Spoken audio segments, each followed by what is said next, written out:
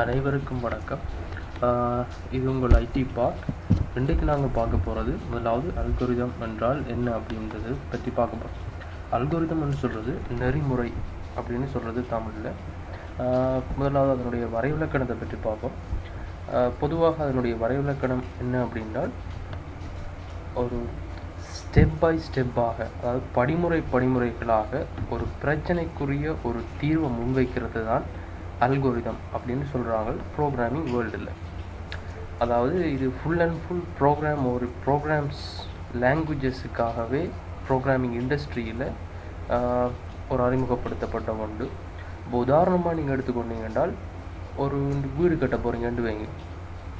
ஒரு வீடு கட்ட போகிறீங்கன்னு சொன்னால் உங்களுக்கு தெரியும், கல், மண், சீமெண்ட், மற்றது மரங்கள், இந்த மாதிரியான விஷயங்கள், ஆட்கள், இதெல்லாம் வேணும். ஒரு வீடு கட்ட போகிறீங்கன்னு சொன்னால் வேணும்.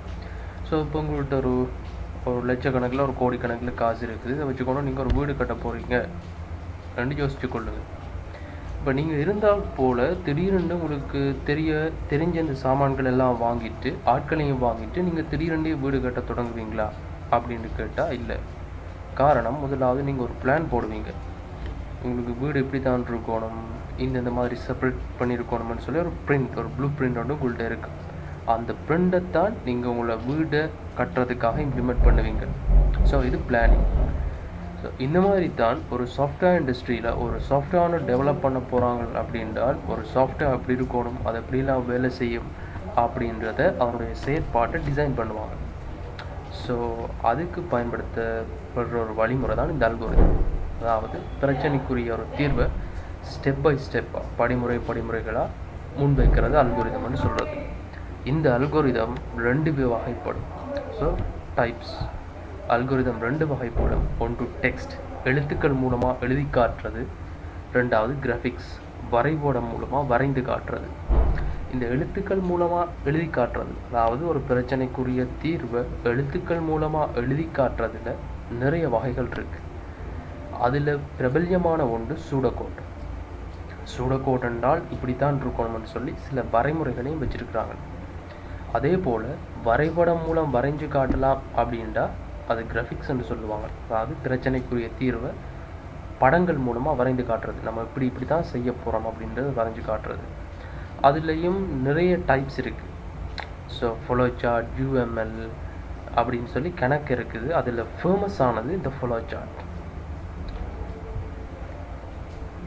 அடுத்ததாக நாங்கள் பார்க்க போகிறது சூடோகோட் அப்படின்னா என்னன்றது.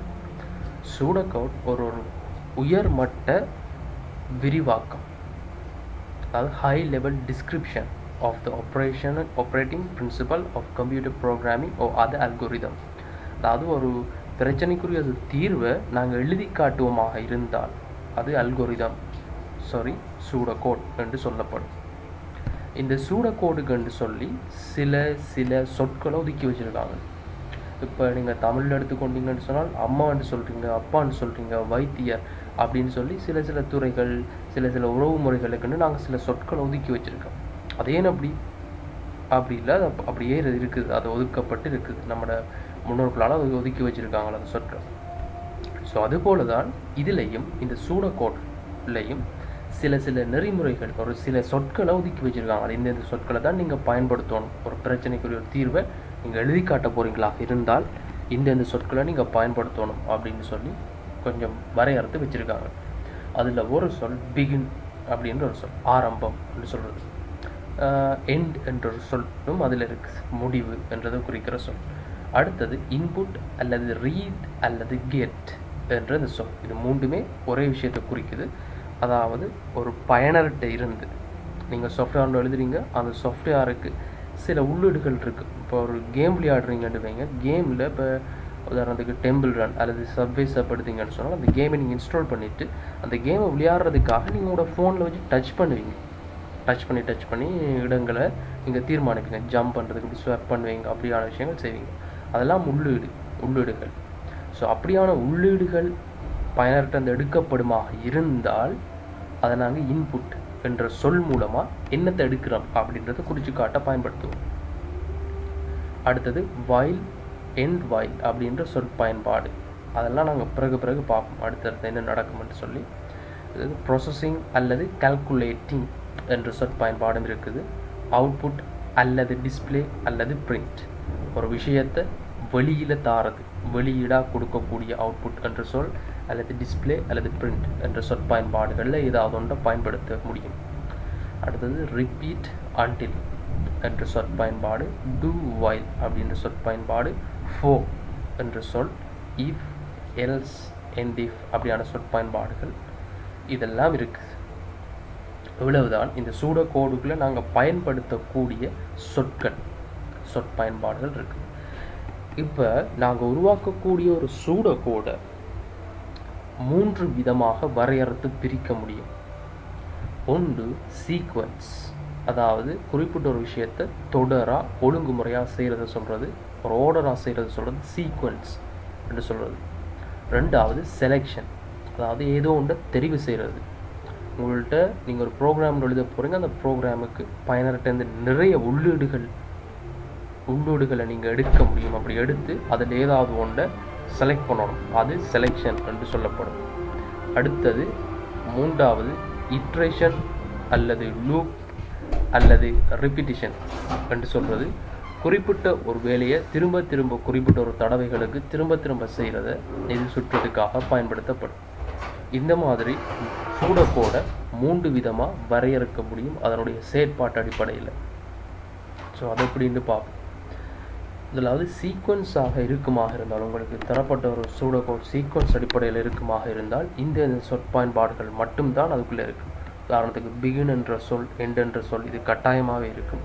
அதே நேரம் உள்ளீடு, அதாவது இன்புட், அதோட ஏதோ ஒரு விஷயம் ப்ராசஸிங் அல்லது கல்குலேட்டிங் என்று சொல்லப்படுறது, இந்த கூட்டல், கழித்தல், பிரித்தல், பெருக்கல், ஒரு இலக்கத்தை இன்னொரு ஒரு பெறுமதியை கொடுக்கறது, இந்த மாதிரியான விஷயங்கள். மற்றது அவுட்புட், ஒரு வெளியீடு, இப்படியான விஷயங்கள் அதுக்குள்ளே இருக்குது. இவ்வளோ மட்டும்தான் இருக்கு. இந்த இஃப், அடுத்ததாக இருக்கக்கூடிய வைல், ஃபோர், ரிப்பீட், அண்டில் இப்படியான சொற்பயன்பாடுகள் வரவே வராது. அதாவது சீக்வன்ஸ் என்ற பிரிவுக்குள்ளே வரவே வராது. அப்படி வராமல் ஒரு சூடோ கோட் இருக்குமாக இருந்தால் அது சீக்வன்ஸ் அடிப்படையில் செயற்படுது அப்படின்னு சொல்லி நாங்கள் இனம் கண்டு பிரிக்க முடியும். செலெக்ஷன் அப்படின்றத பார்த்தீங்கன்னு சொன்னால், இந்த செலெக்ஷன் என்ற ஒரு சூடோ கோட் இருக்குது, உங்களுக்கு ஒரு சூடோ கோட் தரப்படுது. அந்த சூடோ கோட் சீக்வன்ஸாக, செலெக்ஷனாக, ரிப்பீட்டேஷனாக கண்டுபிடிக்கிறது அப்படின்னு சொன்னால், அந்த சூடோ கோட்டில் இந்த பிகின், எண்ட் அந்த மாதிரியான சொற்கள் உட்பட இந்த இஃப் என்ற ஒருத்தருடைய பயன்பாடு, இந்த சொற்பயன்பாடு அதுக்குள்ளே இருக்குமாக இருந்தால் அந்த சூடோ கோட் செலெக்ஷன் அடிப்படையில் செயற்படுது என்று சொல்லி நாங்கள் கண்டுபிடிக்க முடியும். அதே நேரம் ரிப்பீட்டிஷன் அல்லது லூப் அல்லது இட்ரேஷன், அதாவது மூன்றுமே ஒரே சொல், சிமிலர் வேர்ட்ஸ். என்னன்னு சொன்னால், குறிப்பிட்ட ஒரு விஷயத்தை தொடர்ச்சியாக குறிப்பிட்ட ஒரு தடவைகளுக்கு மீண்டும் மீண்டும் மீண்டும் செய்கிறது. இதுக்காகத்தான் இந்த சொற்பயன்பாடுகள் நாங்கள் பயன்படுத்துவோம்.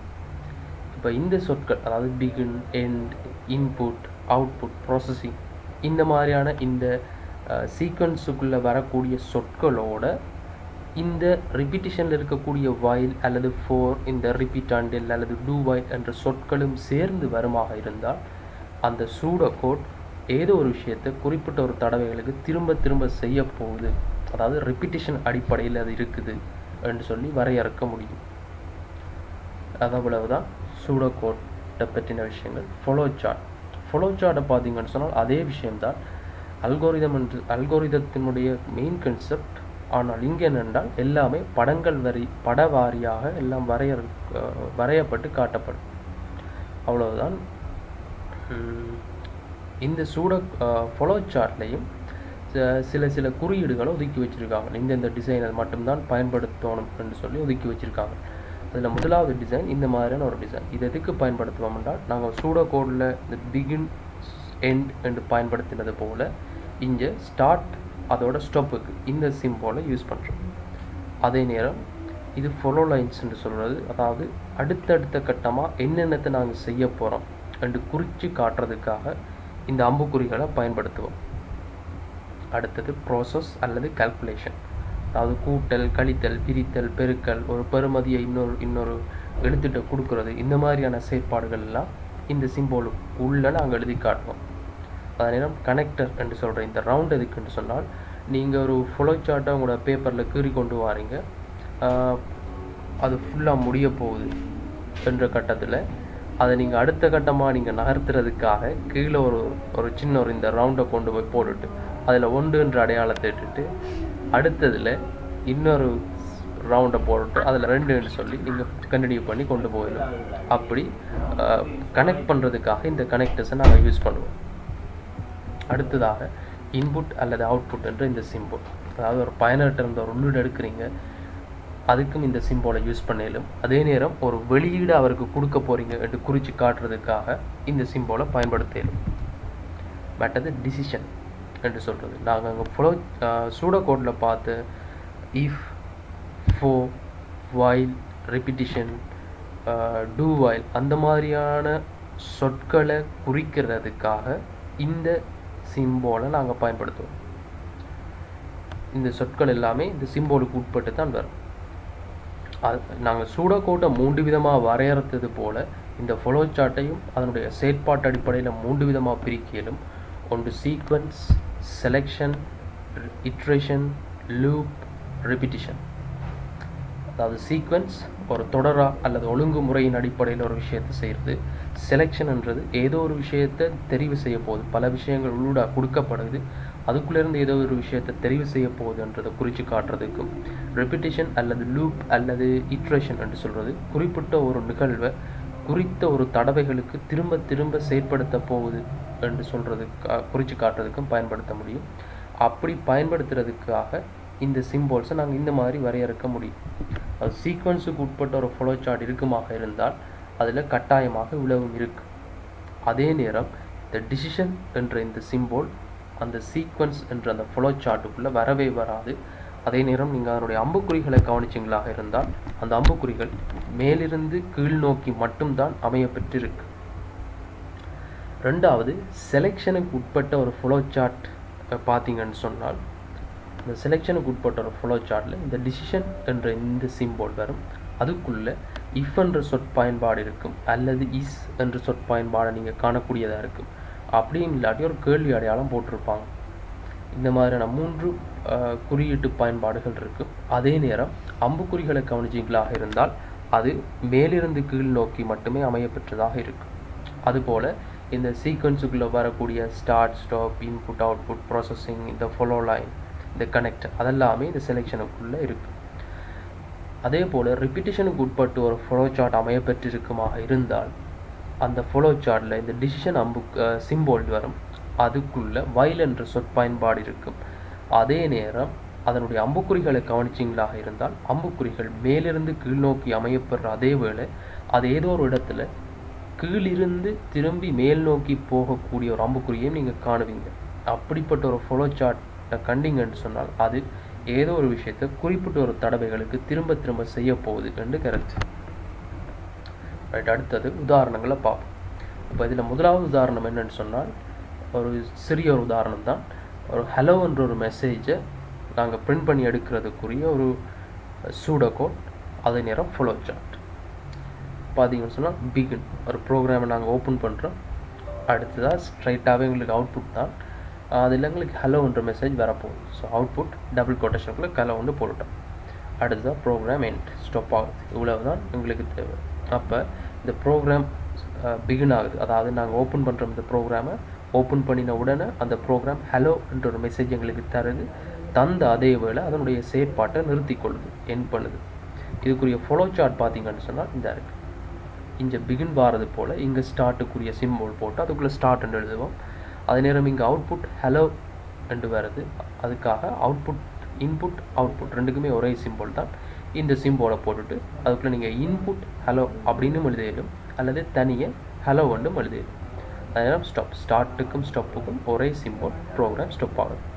இந்த ப்ரோக்ராம் சீக்வன்ஸுக்கு உட்பட்டு இருக்குது, அதாவது குறிப்பிட்ட ஒரு வேலையை ஓர்டராக செய்யுது.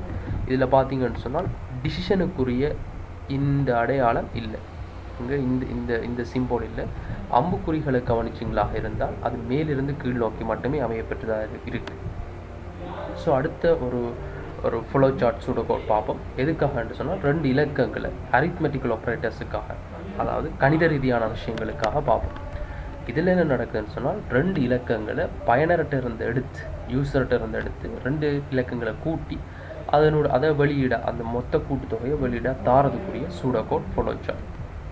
ஸோ ஃபர்ஸ்ட்டாக பிகின் ஆரம்பிக்கிற இன்புட் உள்ளீடாக நாங்கள் உள்ளீடு எடுக்க போகிறோம். என்னத்தை எடுக்க போகிறோம்னா 2 இலக்கங்கள். ஸோ பயனர்கிட்டேருந்து எடுக்கக்கூடிய 2 இலக்கங்கள் என்ன இலக்கங்கள் என்று எங்களுக்கு தெரியாது. அது நேர் இலக்கமா, மறை இலக்கமா, அல்லது தசம இலக்கமா, எதுவுமே தெரியாது. ஸோ நாங்கள் மேத்ஸை பொறுத்த வரைக்கும் தெரியாத ஒரு விஷயத்துக்கு நாங்கள் எக்ஸ் ஒய் அப்படின்ற தானங்களை யூஸ் பண்ணுவோம்.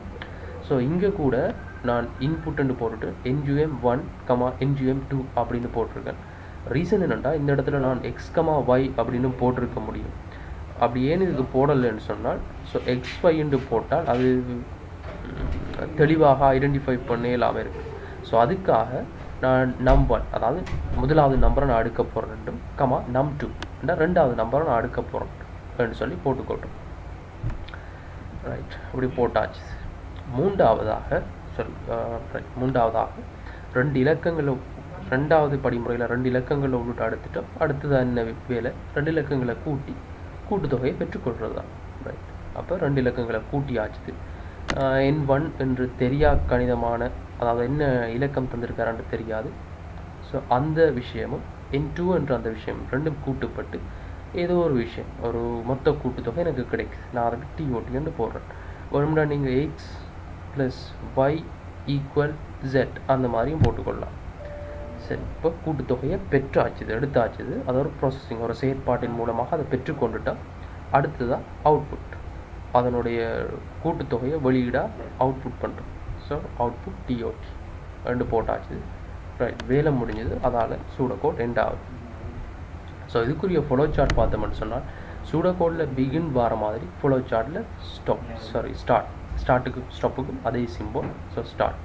ரெண்டாவது விஷயம், உள்ளீடாக உண்டு num1, num2ன்றதை உள்ளீடாக எடுக்கிறேன்.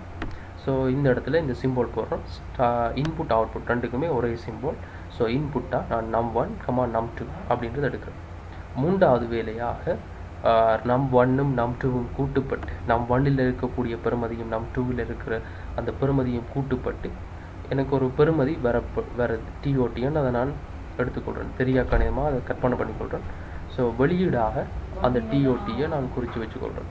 கடைசியாக ப்ரோக்ராம் இன்ஜின் மாதிரி இங்கே ஸ்டாப் ஆகுது. ஸோ இதுவும் ஒரு சீக்வன்ஸ், ஒரு ஓர்டராக ஒரு விஷயத்தை நிகழ்த்துகிற ஒரு சூடோகோட், அதே நேரம் ஒரு ஃப்ளோசார்ட். ஸோ இங்கேயும் கவனிச்சிங்கன்னு சொன்னால், அந்த டிசிஷனுக்குரிய அடையாளம் இல்லை, அம்புக்குறிகள் மேலிருந்து கீழ் நோக்கி அமைய பெற்றிருக்கு. ரைட், அடுத்ததாக இஃப் ஸ்ட்ரக்சர். இந்த இஃப் வைல் அவங்கெல்லாம் கொஞ்சம் ப்ரோக்ராமிங்குக்குள்ளே கொஞ்சம் அதிகமான வேலையை செய்யக்கூடியவங்க. அவங்கள தனிப்பட்ட விதத்தில் நாங்கள் பார்க்கலாம்.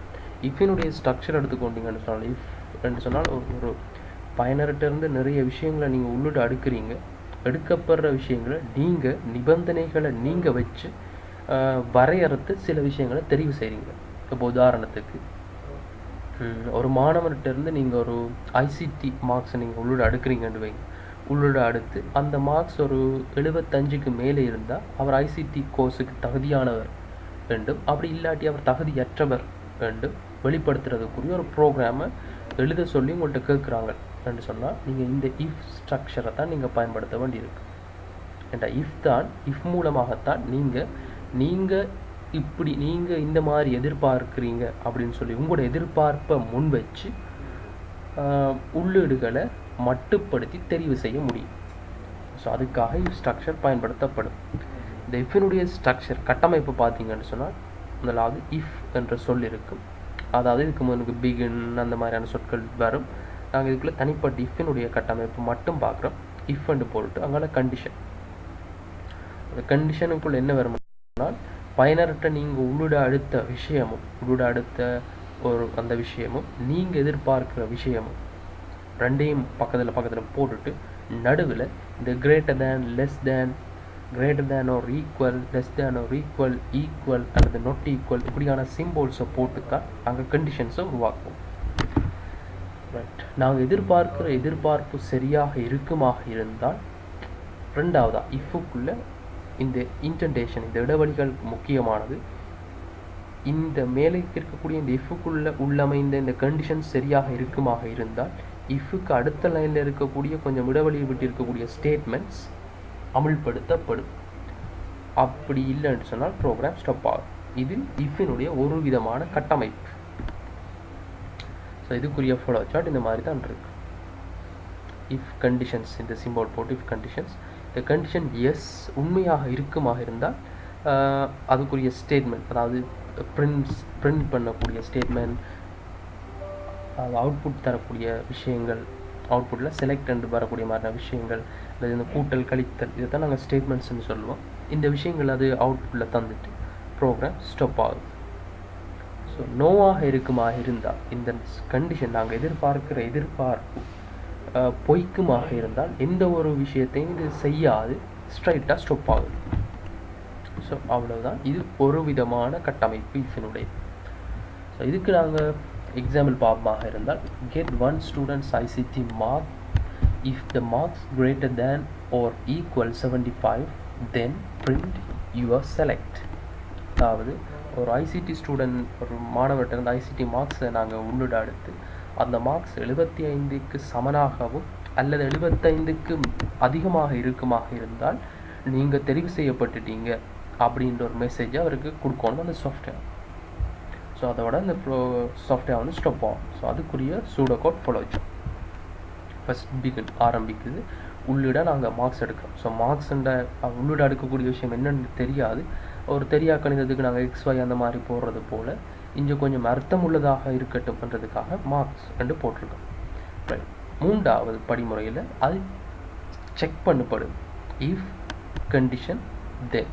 ஸோ இந்த கண்டிஷனில் என்ன வருதுன்னு சொன்னால், உள்ளிட அடுத்த விஷயத்தை நாங்கள் இங்கே செக் பண்ண போகிறோம். ஸோ மார்க்ஸ் ரெண்டு போட்டுட்டு இந்த மார்க்ஸ் வந்து 75க்கு சமனாக இருக்குதா அல்லது 75 விட பெரிதாக இருக்குதா என்று பார்க்குறோம்.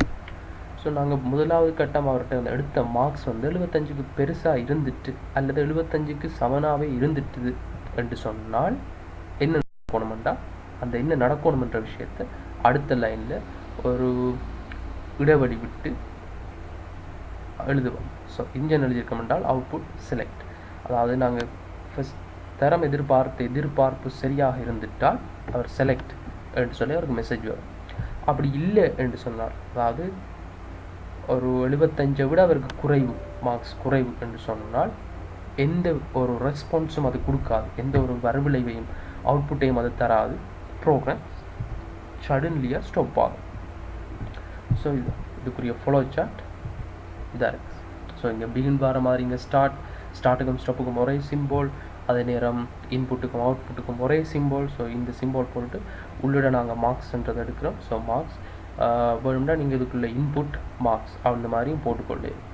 அடுத்தது if while for repeat and இந்த மாதிரியான சொற்கள் நாங்கள் பயன்படுத்த போகிறோமாக இருந்தால் ஃப்ளோ சார்ட்டில் இந்த சிம்போலை தான் நாங்கள் போடுவோம்.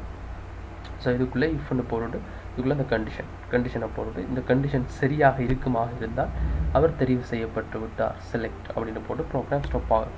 ஒருவேளை இது பொய்யாக இருக்குமாக இருந்தால் என்ன நடக்கணும்ன்றதை நாங்கள் இதில் மென்ஷன் பண்ணலை. ஸோ அப்படி மென்ஷன் பண்ணாத பட்சத்தில் ப்ரோக்ராம் ஒன்றும் செய்யாத அப்படி சடன்லியாக ஸ்டாப் ஆகும்.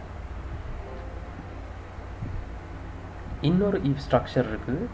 இது எப்படி இருக்குமென்று சொன்னால் அதே மெத்தட் தான், ஆனால் எல்ஸ் என்ற ஒரு பகுதி இது கூடவே வரும். எல்ஸ் ஓகே, இஃப் கண்டிஷன் சரியாக இருந்தால் கீழே இருக்கக்கூடிய ரெண்டாவது ஸ்டேட்மெண்ட் வேலை செய்யும். அப்படி இல்லாவிட்டால் மேலே இருக்கக்கூடிய இஃப்க்குள்ளே இருக்கக்கூடிய கண்டிஷன்ஸ் பிழையாக இருக்கும் பட்சத்தில் எல்ஸ் என்றதுக்கு கீழே இருக்கக்கூடிய அடுத்த ஸ்டேட்மெண்ட் வேலை செய்யும். அதே நேரம் நாங்கள் எத்தனை தடவைகள் இஃப் என்ற சொற்பயன்பாடை பயன்படுத்துகிறோமோ அதுக்கேற்றது போல் கடைசியில் எண்ட் இஃப் என்ற சொற்பயன்பாட்டை போட்டு முடிச்சு கொள்ள வேண்டும். அது இஃபினுடைய ஒரு கட்டமைப்பு வரைமுறை. அதுதான் இதுவே ஃப்ளோ சார்ட்டில் பார்த்தமாக இருந்தால் இந்த டிசிஷன் சிம்போல் போட்டுட்டு இந்த கண்டிஷன் சரியாக இருக்குமாக இருந்தால் எஸ் என்று சொன்னால் ஸ்டேட்மெண்ட் வேலை செய்யும், ப்ரோக்ராம் ஸ்டாப் ஆகும். ஒருவேளை அந்த கண்டிஷன் பிழை அப்படின்னு சொன்னால் நோ என்றால் அடுத்த இன்னொரு ஸ்டேட்மெண்ட் நாங்கள் போடுறோம். உதாரணத்துக்கு எடுத்துக்கொள்ளுங்கள், நீங்கள் அந்த ஸ்டூடெண்ட் இந்த ஒரு ஐசிடி மார்க்ஸ் எடுக்கிறீங்க, அந்த மார்க்ஸ் 75க்கு மேலே 75க்கு மேலேயும் இருக்குமாக இருந்தால், அதாவது 75ஆக இருந்தால் அல்லது 75 விட மேலே 76 அல்லது 77 அதுக்கு மேலே இருந்தால் அவர் தெரிவு செய்யப்பட்டு விட்டார் என்றும், அப்படி இல்லாத பட்சத்தில் அதாவது 75 விட குறைவு என்றால் 74 அதுக்கு கீழே அப்படி இருந்தால் அவர் தெரிவு செய்யப்படவில்லை, not select, அந்த மாதிரியான விஷயத்தை அவருக்கு சொல்லணுமாக இருந்தால் இஃப் எல்ஸ் என்ற இந்த ஸ்டேட்மெண்ட்டை தான் நாங்கள் பயன்படுத்துவோம். ஸோ அதுக்குரிய ஒரு உதாரணம் பாருங்கள். அதே முதல் பார்த்தோம் அதே உதாரணம். இதில் என்ன விஷயம் ஆட் பண்ணப்பட்டிருக்கின்றால் not select என்று ஒரு காட்சிப்படுத்தப்படணும். ரைட், அதுக்குரிய சூடோகோட் பார்த்தீங்கன்னு சொன்னால் பிகின் இன்புட் மார்க்ஸ் உள்ளோட எடுக்கிறோம், அதை செக் பண்ணுறோம், அந்த மார்க்ஸ் 75க்கு சமனாக இருக்குதா அல்லது 75 விட பெரிதாக இருக்குதா என்று பார்க்குறோம். முதலாவது தெரிவிலே அது சரி, நாங்கள் அவர் உள்ளிட தந்த மார்க்ஸ் ஒரு 76 77 அந்த மாதிரி இருக்குது அல்லது 75ஆகவே இருக்குது என்று சொன்னால் அவுட்புட்டில் நீங்கள் செலக்ட் பண்ணிட்டீங்கன்னு சொல்லி ஒரு மெசேஜ் வருது, அந்த ஆப்ஸில் இந்த மாதிரி மெசேஜ் வருது. அப்படி இல்லை என்று சொன்னால் நாட் செலக்ட் அந்த மாதிரி மெசேஜ் வருது. ஸோ இதுக்குரிய ஃப்ளோசார்ட் நாங்கள் நேரத்தோடு பார்த்ததில் என்ன வித்தியாசம் அப்படின்னா, அதில் அவர் தார உள்ளீடு குறைவாக இருந்தால் நாங்கள் இங்கே கண்டிஷன் போடுறோம், இஃப் கண்டிஷன், அந்த கண்டிஷனில் நாங்கள் என்ன பார்க்குறோம், அவர் எடுத்த மார்க்ஸ் 75க்கு சமனாக இருக்கணும் அல்லது 75 விட பெரிதாக இருக்கணும்னு பார்க்குறோம். அப்படி இருந்தால் செலக்ட், அப்படி இல்லாட்டி என்ன நடக்கணுமன்றதை இதுக்கு முதல் பார்த்த சூடோகோட் ஃப்ளோசார்ட்டில் நாங்கள் மென்ஷன் பண்ணலை, அதை சொல்லலை. பட் இந்த ஃப்ளோசார்ட் சூடோகோடில் அதை பற்றி தான் நாங்கள் பார்க்குறோம். அப்படி நாங்கள் சொல்லணுமாக இருந்தால் மேலே நாங்கள் எதிர்பார்ப்பு பிழையாக இருக்குது, பிழையாக இருந்தால் என்ன நடக்கணும் என்று சொல்லணுமாக இருந்தால் அது எல்ஸ் என்ற பகுதிக்குள்ளே தான் சொல்லுவோம். ஸோ அதுக்குரிய சூடோகோட் ஃப்ளோசார்ட் பார்த்துக்கொள்ளுங்க. மூன்றாவது இஃப் ஸ்ட்ரக்சரில் இதை நெஸ்டட் இஃப் அப்படின்னு சொல்லுவாங்க. இதுக்கு முதல் நாங்கள் ரெண்டு இஃப் ஸ்டேட்மெண்ட்லையும் நாங்கள் ஒரே ஒரு கண்டிஷன்ஸ், ஒரே ஒரு நிபந்தனையை வச்சு தான் நாங்கள் செக் பண்ணுறோம். ஸோ 75க்கு மேலே இருந்தால் 75க்கு மேலே இருந்தால் அவர் செலக்ட் தான் செக் பண்ணுறோம். ஸோ இந்த மாதிரி நினச்சிக்கொள்ளுங்க, அவர் 75க்கு மேலே இருந்தால் ஐசிடி கோர்ஸுக்கு செலக்ட். ஸோ 65க்கும் அவர் மார்க்ஸ் எடுத்திருந்தாருன்னு சொன்னால் அவர் okay NVQ3 course, ICT NVQ3 கோர்ஸுக்கு அவர் செலக்ட். இந்த மாதிரி நீங்கள் அவர் மார்க்ஸ் இந்தெந்த கேட்டகரிக்குள்ளே அவர் மார்க்ஸ் எடுத்திருப்பாராக இருந்தால் இந்தந்த மாதிரி இந்தந்த வேறு கோர்ஸுக்கு அவர் அப்ளை பண்ணக்கூடியவராக நீங்கள் போடணுமாக இருந்தால் அதுக்கு எல்சிஃப் என்று போடணும். இஃப் அதுக்கப்புறம் எல்சிஃப் அந்த மாதிரி வரும். ஸோ இதுக்கும் முதல் பார்த்ததுக்கு என்ன வித்தியாசம்னா, முதல்ல நாங்கள் ஒரே ஒரு கண்டிஷன், நாங்கள் ஒரே ஒரு எதிர்பார்ப்பை வச்சு தான் அவர் தார உள்ளிட கணிப்படுறோம். ஆனால் இந்த ஸ்ட்ரக்சரில் இஃப் ஸ்ட்ரக்சர் அதாவது நெஸ்டட் இஃப்ல நாங்கள் ஒன்றுக்கு மேற்பட்ட கண்டிஷன்ஸ், நிபந்தனைகள், நிறைய எதிர்பார்ப்புகளை வைக்கிறோம். அவர் முதலாவது தார உள்ளீடு இப்படி இருந்தால் இந்த மாதிரி வரணும், அல்லது இப்படி இருந்ததுன்னா இந்த மாதிரி, அவர்கிட்ட இருந்த ஒரு உள்ளீடு எடுத்து அதை நாங்கள் இப்படி இருக்கா அல்லது அப்படி இருக்கா இப்படி இருக்கா அப்படி இருக்கான்னு சொல்லி செக் பண்ணுறோம். ஸோ இது நெஸ்டட் இஃப் அப்படின்னு சொல்கிறது. இதில் என்ன வித்தியாசம் என்றால் எல்ஸ் இஃப், இவ்வளோ தான் வித்தியாசம். நீங்கள் இங்கே இஃப் கண்டிஷன் போடுறீங்க, ஸ்டேட்மெண்ட் போடுறீங்க, அதே தான் மூன்றாவது லைனில் எல்ஸ் இஃப் அப்படின்ற சொல்ல மட்டும் சேர்க்குறீங்க, அதுக்கப்புறம் ஸ்டேட்மெண்ட்ஸ் போடுறீங்க. அதுக்குரிய ஃப்ளோ சார்ட் பாருங்கள். ஸோ இது முதலாவது இஃப் கண்டிஷனுக்குரியது. அது உண்மை என்று சொன்னால் இந்த ஸ்டேட்மெண்ட்ஸ் அவுட்புட்டில் வரப்போகுது. அப்படி இல்லைன்னு சொன்னால் நாங்கள் முதலாவது எதிர்பார்ப்பு பிழைக்குதுன்றால் அடுத்த எதிர்பார்ப்பை நாங்கள் வைக்கிறோம். ஸோ இங்கே பாருங்கள், நோ என்று சொன்னால் அடுத்த ஒரு எதிர்பார்ப்பை வைக்கிறோம். முதலாவது எதிர்பார்க்குறோம், அவர் அப்படியும் இல்லை, ஸோ ஒருவேளை பரவாயில்ல நாங்கள் இப்படி இருக்கிறாரா அப்படின்னு பார்க்குறதுக்காக அடுத்த இஃப்பை நாங்கள் போடுறோம். ஸோ இந்த மாதிரி போடுறது நெஸ்டட் இஃப்னு சொல்கிறது. அதுக்கு எல்சிஃப் அப்படின்னு போடுவோம். ஸோ ஃபைனலாக முடிக்கும்போது எல்ஸ். ஸோ மேலே பார்த்தீங்கன்னு சொன்னால் நாங்கள் முதலாவது இஃப், ரெண்டாவது எல்சிஃப். ஸோ முதலாவது தரம் எதிர்பார்க்குறோம், ரெண்டாவது தரம் இப்படியாவது இருக்கிறாரான்னு எதிர்பார்க்குறோம். ஸோ முதலாவது நாங்கள் இஃபில் எதிர்பார்த்த மாதிரியும் அவர் இல்லை, ரெண்டாவது தரம் எல்சிஃபில் எதிர்பார்த்த மாதிரியும் அவர் இல்லை. ஸோ மூன்றாவது எல்சிஃபில் இப்படியாச்சும் இருக்கிறாரா அப்படின்னு எதிர்பார்க்குறோம். ஸோ அப்படி இருந்துட்டாரண்டா அதுக்குரிய ஒரு ஸ்டேட்மெண்ட்டை முன்வைக்கலாம். அப்படியும் இல்லை, நாங்கள் முதலாவது எதிர்பார்த்த மாதிரியும் இல்லை, ரெண்டாவது எதிர்பார்த்த மாதிரியும் இல்லை, மூன்றாவது எதிர்பார்த்த மாதிரியும் இல்லை, ஒட்டுமொத்தமாக நாங்கள் எதிர்பார்த்த மாதிரியே இல்லை அப்படின்டா என்ன நடக்கணும் அப்படின்றத எல்ஸ் ரெண்டு போட்டு ஃபைனலாக சொல்லுங்கள். ஸோ இதில் நாங்கள் ஒரு 3 தரம் இஃப் யூஸ் பண்ணியிருக்கோம். ஸோ இங்கே பார்த்தீங்கன்னா இஃப் எல்ஸ் இஃப், ஸோ மூன்றாவதுல கூட எல்ஸ் இஃப். ஸோ 3 தரம் இஃப் என்ற சொல் அதுக்குள்ளே வந்திருக்கு. ஸோ 3 தரம் end if end if end if அப்படின்னு போட்டு சூடோகோடை க்ளோஸ் பண்ணுவோம். ஸோ அதுக்குரிய ஒரு ஃபாலோ சார்ட். ஸோ அது கண்டினியூஸாக வர ஃபாலோ சார்ட். இதில் கனெக்டை யூஸ் பண்ணியிருக்கேன். இதை பார்த்தா உங்களுக்கு விளங்கும். ஸோ அடுத்தது while structure. While structure while எதுக்குன்னு சொன்னால் குறிப்பிட்ட ஒரு வேலையை பல தடவைகள் செயற்படுத்துறதுக்காக வைலில் நாங்கள் யூஸ் பண்ணுவோம்.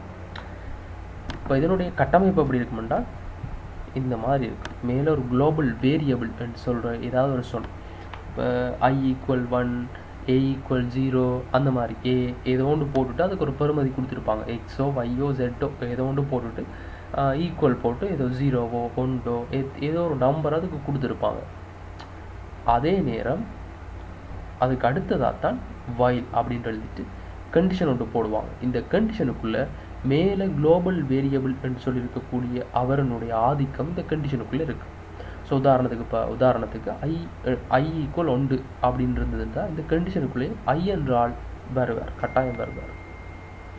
அடுத்ததாக ஸ்டேட்மெண்ட்ஸ். அதுக்கு அடுத்ததாக குளோபல் வேரியபிள், அதாவது மேலே இருக்கக்கூடிய அவரை கூட்டுவோம், இன்க்ரிமெண்ட் பண்ணுவோம், கூட்டுறதுக்குரிய ஒரு வேலை நடக்கும். அல்லது டிக்ரிமெண்ட், அவர்கிட்ட இருக்கக்கூடிய அந்த பெறுமதியை குறைக்கிறதுக்குரிய ஒரு வேலை நடக்கும்.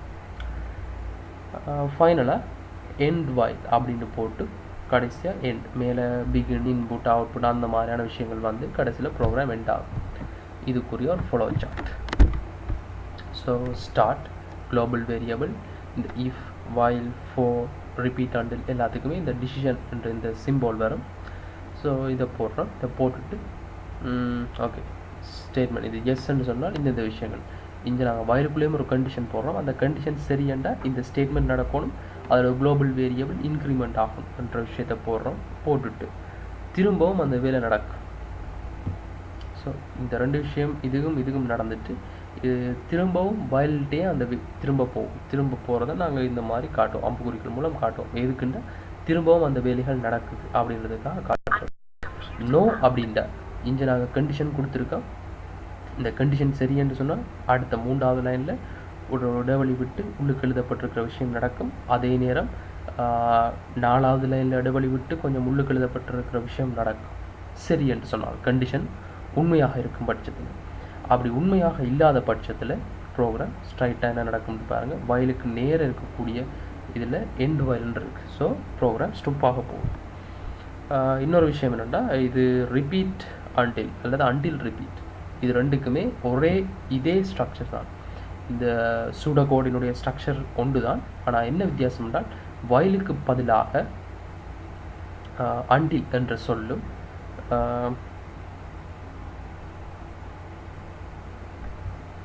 ரிப்பீட் என்ற சொற்பயன்பாடும் இருக்கும், அவ்வளவுதான்.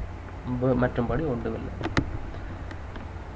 ஸோ இது பார்த்தீங்கன்னு சொன்னால் இது ரிப்பிட்டிஷன் லூப் அல்லது இட்ரேஷனுக்கு உட்பட்டிருக்குது. இதில் பாருங்கள் டிசிஷன் சிம்போல் வந்திருக்குது. அம்புக்குறிகளை பார்த்தீங்கன்னு சொன்னால் மேலிருந்து கீழ் நோக்கி வார அதே வேளை கீழே இருந்து கொண்டு மேல் நோக்கியும் அம்புக்குறிகள் போயிருக்கு.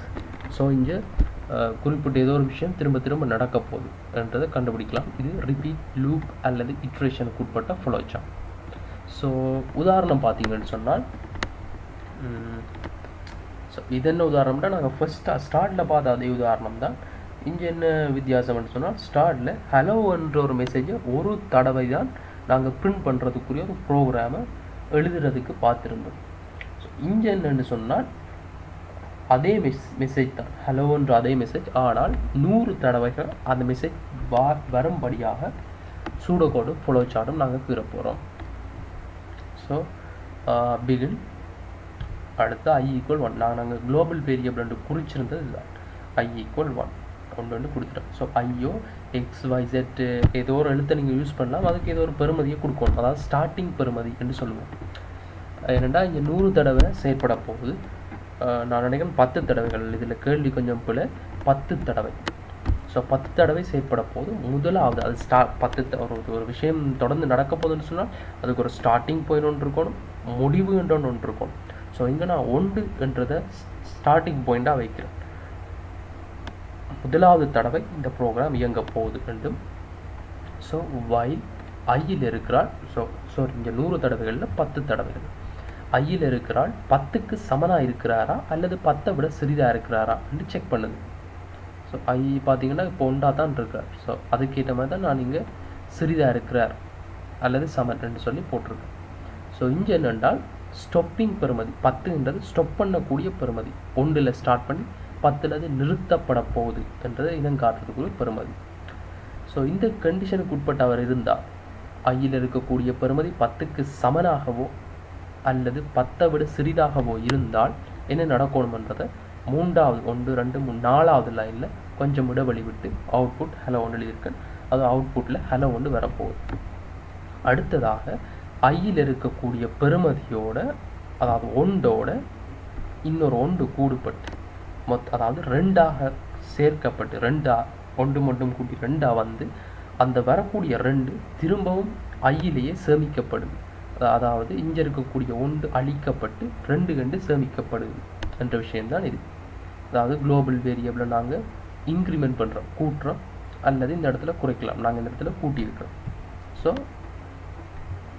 எண்ட் வைல் எண்ட் ஆகுது ப்ராப்ளம்.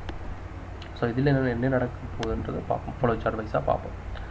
ஸோ அங்கே பிகின் வர மாதிரி இங்கே ஸ்டார்ட்டுக்கும் ஸ்டாப்புக்கும் அதே சிம்போல் இங்கே குளோபல் வேரியபிளுக்கு இதுக்கே நாங்கள் ப்ரொசஸிங்குரிய இந்த சிம்போல்ஸ் செவ்வகத்தை யூஸ் பண்ணியிருக்கோம்னு சொன்னால் இங்கே என்ன நடக்குதுன்னா 1 என்ற பெறுமதி ஐ என்ற எழுத்துக்கு கொடுக்கப்படுது.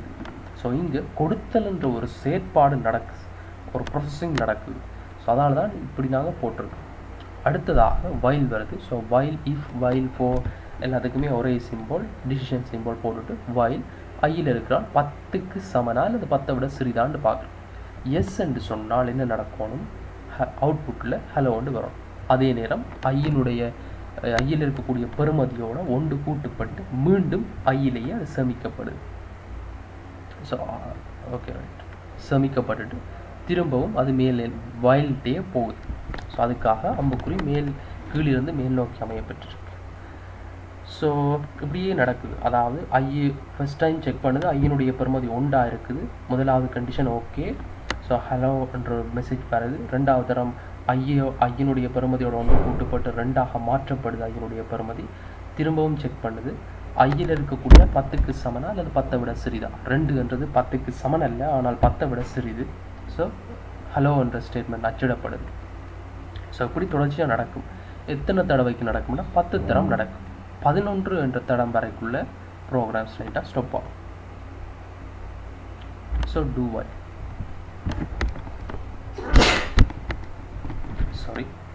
டூ வைல் அப்படின்னா என்னென்னா, வயலுக்கும் டூ வயலுக்கும் என்ன வித்தியாசம் என்றால், வயல் பார்த்தீங்க அப்படின்னா ஃபஸ்ட்டுக்கே இங்கே செக் பண்ணுது, ஐயனுடைய பெறுமதி ஆரம்ப கட்டத்திலே செக் பண்ணப்படுது, பரிசீலிக்கப்படுது. ஆனால் டூ வயல் அப்படி இல்லை, குறிப்பிட்ட ஒரு விஷயத்தை செய்த பிறகு தான் பரிசீலிக்கப்படும். ஸோ இதுதான் டூ வயலினுடைய ஸ்ட்ரக்சர். இதில் பார்த்தீங்கன்னு சொன்னால் ஸ்டேட்மெண்ட் எல்லாமே செய்யுது, முன்னுக்கே எல்லா விஷயம் நடக்குது, பிறகு தான் வயல் கண்டிஷன் செக் பண்ணப்படுது. இது ஓகே, ஸோ அவ்வளோதான். அதே நேரம் இது டூ வயல் ஸ்ட்ரக்சரில் இது four structure. While, for, repeat until, இதுக்கு எல்லாமே ஒரே விஷயந்தான். குறிப்பிட்ட ஒரு விஷயத்தை பல தடவைகள் செய்கிறார்கள் தான் இவங்க எல்லாம். என்ன வித்தியாசம் அப்படின்னா சின்டெக்ஸ் மட்டும்தான் வித்தியாசம். ஸோ வைலுக்கு பார்த்தீங்கன்னு சொன்னால் இதனுடைய கட்டமைப்பு, சின்டெக்ஸ் கட்டமைப்பு இந்த மாதிரி இருக்கும் டூ வயலுக்கு. அதுக்கு முதல் வயலுக்கு பார்த்தீங்கன்னு சொன்னால் இந்த மாதிரி இருக்கும் வயலினுடைய கட்டமைப்பு. பிகின் குளோபல் வேரியபிள் ஒன்று போடுவீங்க, ஓகே இந்த குளோபல் வேரியபிள் போடுவீங்க, ஸ்டேட்மெண்ட்ஸ் இந்த மாதிரி வரும். ஆனால் ஃபோருக்கு பார்த்தீங்கன்னு சொன்னால் இந்த மாதிரி இருக்கு.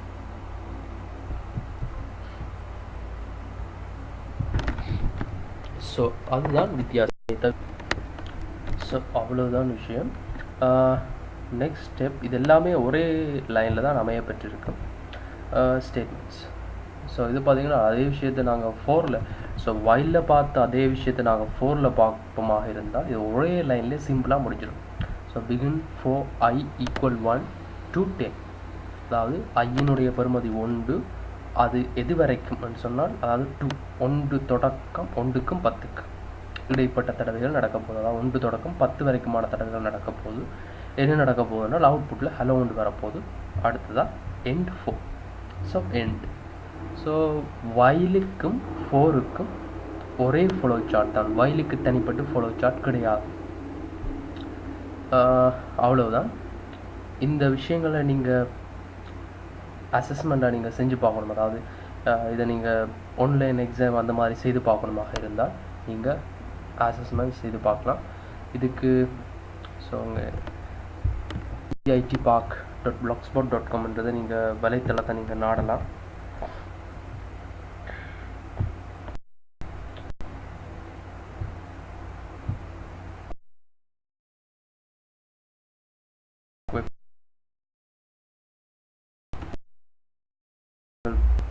பட்டிருக்குது. அதாவது ஐடி சம்பந்தமான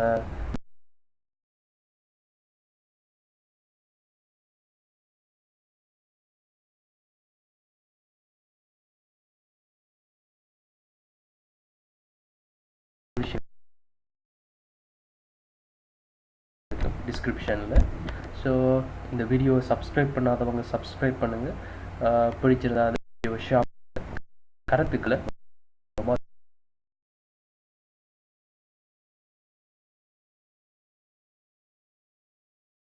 வெப்சைட்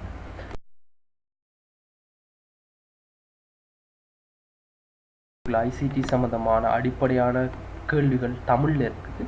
அதோட இந்த அல்கோரிதம் ஃபாலோ சார்ட் சம்பந்தமான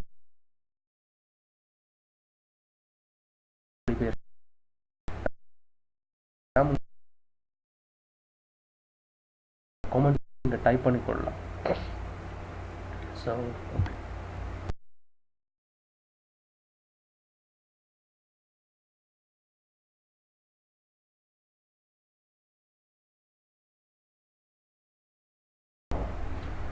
அப்படி லோட் ஆகும்.